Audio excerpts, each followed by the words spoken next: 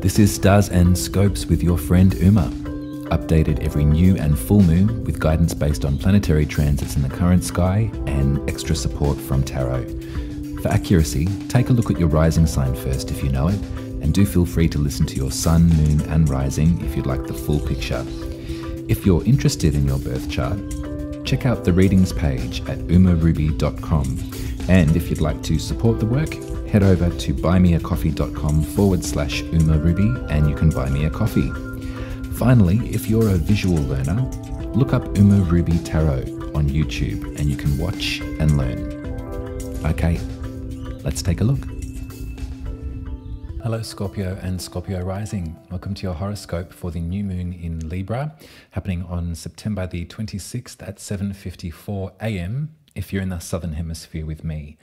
So in terms of the dark night of spellcasting and manifestation, do so on the night of the 25th, which will be a Sunday night. Perfect timing, perfect way to start a brand new week, I would say. Let's talk about Libra. Let's talk about the craving for balance and for justice and equality and for beauty through connection that Libra can represent for us.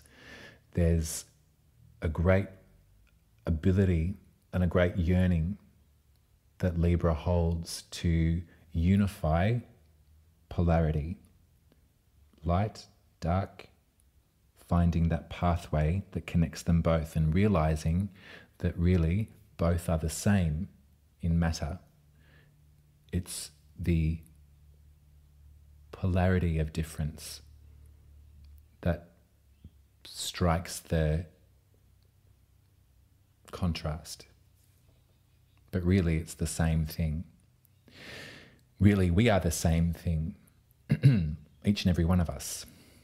Really, we are the same as each other, and it's our skills and our strengths and our abilities that are disparate and polarizing and other that allow this group endeavor to express itself and to create wholeness. I'm being very purple dolphin, Scorpio, but I don't, for whatever reason, this is what's happening today, so let it flow. I don't know if that portal at the Pisces full moon changed something in me. I think maybe it did. And so here we go. I'm being direct and forthright with what it is that I'm learning and what it is that I hope to share with you about the sky itself and about astrology. Let's talk about your 12th house. The 12th house represents the space beyond the veil. If we think about our conscious reality, our 3D realization of life itself, our vantage point from these two eyes, from this brain, matter in front of us, the 12th house is what's beyond that and what's behind that. The 12th comes to us in dreams. The 12th comes to us in visions. The 12th can come to us in all manner of different ways. It can come through auditory explanation that doesn't have a rational explanation. It can come from visual messages, mirages, visions, hallucinations. There's many different words to explain the occurrences of the 12th house. It's very private, which I think that you would admire and you would come to respect, Scorpio. It's stuff that we don't talk about, but not because we shouldn't, it's just we can't. It's impossible. It's a space that defies all rational explanation. It has a lot to do with our experience in past lives as well, and the lessons that our soul has mastered and learned before this incarnation, and what we can draw from and glean from in order to best continue on our soul's path, our soul's journey. The esoteric school of astrology teaches us that it's our rising sign that holds the key to our highest potential. If you think about it literally, the point in the sky that was rising in the east, the direction of spirit, the sign that was rising, the spirit rising, imbues our essence with our purpose. So for you, I'm talking to my Scorpio rising specifically here, Libra has a lot of lessons for you, a lot of teaching potential insofar as coming to the greatest expression of your soul purpose. I am going to be gentle. There is a fixed polarity in Scorpio. There is definitely a rigidity to perspective and definitely a resistance or a defiance in the face of opposition, which is something that can be reconciled through the lessons of Libra, through going back over our experience and delving into those unconscious parts of our brain where we can find the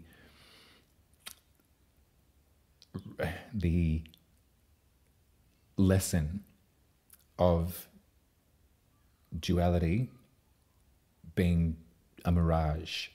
And from one perspective, it can be perceived as duality. From another perspective, it can be seen as two parts of the same matter. I think that this lunation, this new moon in Libra, would be a really lovely time for you to come to terms with the push and pull or the resistance of your experience, and perhaps hope to have you feel a little soothed and a little less combative in the face of what you perceive to be opposition.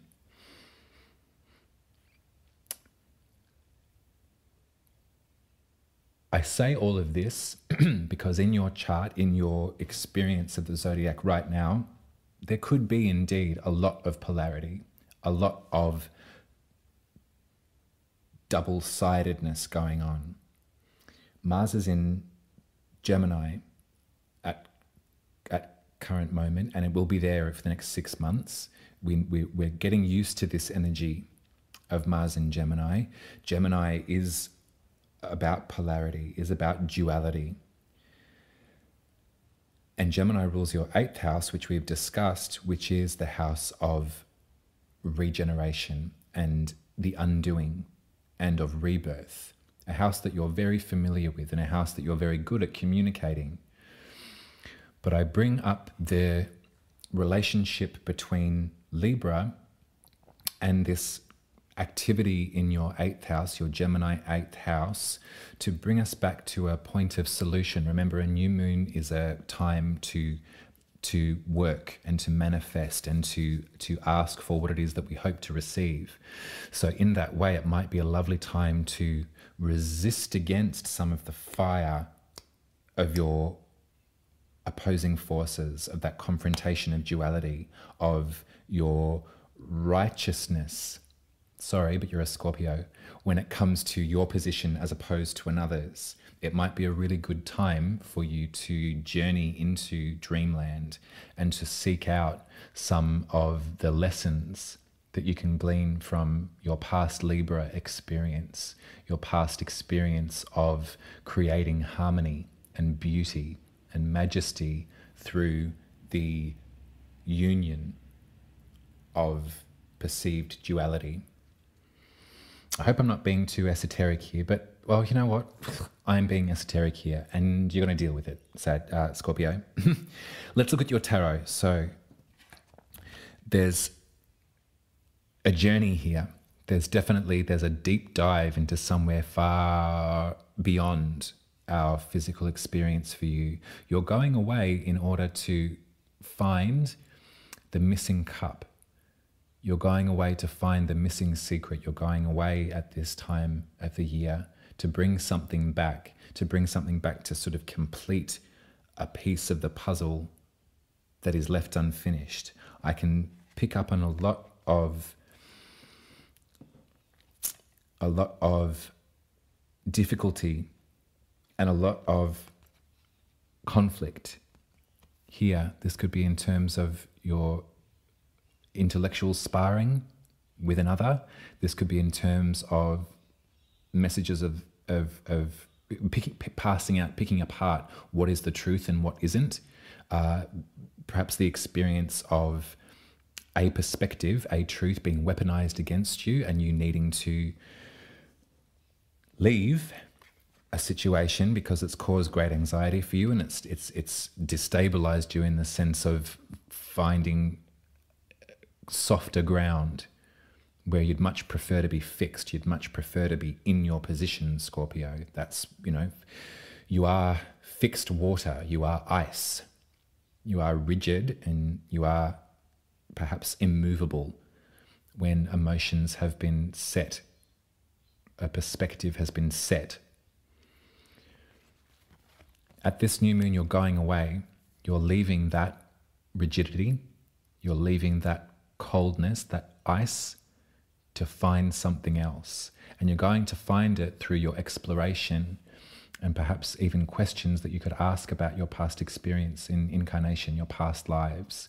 You're going to go back over what it is that you believe equality to be, what it is that you believe justice to look like, and how you reconcile the idea, as the rabid individualist that you are, how that you might reconcile the idea that we are indeed connected, and that we are indeed connected as a species, but also as a cosmos.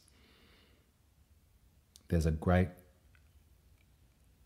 fountain of knowledge that can be utilized and can be used to grow from looking at the planets, from reading the tarot, from dreaming and jotting down what it was that came to you when you were completely off guard. What messages and what journeys, in what dimensions have you been experiencing, or have you experienced, that have led you to a greater understanding of equality?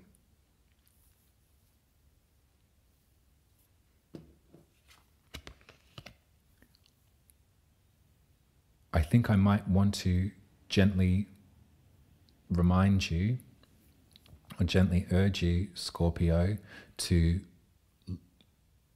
search beyond the veil, to search beyond this limited perception of your experience. The innate ability that you have for the tough stuff, the places in life that you shine in terms of the difficult emotions, in terms of grief and letting go and starting again and cutting off. All of these traits of yourself, when used only in relationship to others, in your periphery, in your cerebral experience of life, can be quite limiting and can keep that sort of fixed water, that keep those emotions at bay, keep that river from flowing. And I think that you're being encouraged to allow that water to move and that river to flow, and to help you wake up and help you realize something about yourself and something about the invitation that is being offered to you to incorporate yourself in the group. I get a sense that there is isolation here, Scorpio, and Tarot's asking you, are you going to live a life half-lived? Are you going to live life from a rigid perspective of this scope? Or will you take the opportunity at this Libra new moon to journey beyond, and to go backwards and forwards and upwards and downwards all at once, and to really realize just how connected our experience is and how our internal workings can work in harmony with another's and can bring us back to a space of understanding and bring us back to that ancient wisdom, and to draw our minds and our knowing, our intuition back to many vast lakes that we thought we had been closed off from until now.